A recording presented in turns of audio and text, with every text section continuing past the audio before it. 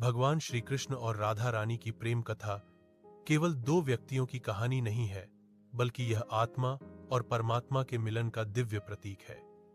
यह प्रेम सांसारिक सीमाओं से परे, शाश्वत और अनंत है।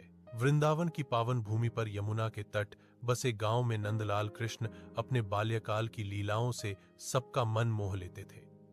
उनकी बंसी की मधुर धुन सुनते ही वृंदावन की गलियां जीवंत हो उठती थीं। उसी वृंदावन में वृषभानु राजा की पुत्री राधा रहती थीं, सौंदर्य, करुणा और भक्ति की प्रतिमूर्ति।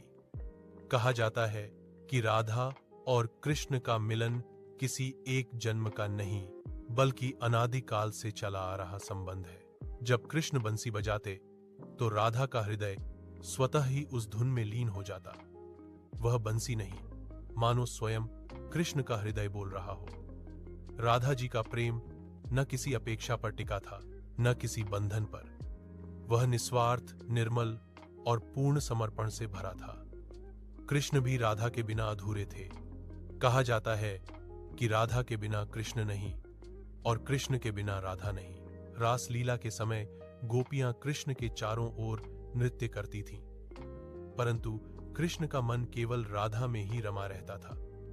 राधा उस प्रेम की धुरी थी जिसके चारों ओर समस्त वृंदावन घूमता था। उनका प्रेम मौन था, पर उसकी गूंज ब्रह्मांड तक जाती थी। समय आया जब कृष्ण को मथुरा जाना पड़ा। यह विरह राधा के लिए असहनीय था, पर उन्होंने कभी कृष्ण को रोका नहीं। राधा जानती थीं कि कृष्ण का जीवन केवल उनका नहीं, बल्कि समस्त सृष्टि का कल्याण है। विरह में भी राधा का प्रेम कम नहीं हुआ, बल्कि और गहरा हो गया। उनका प्रत्येक श्वास कृष्ण के नाम से जुड़ा रहा।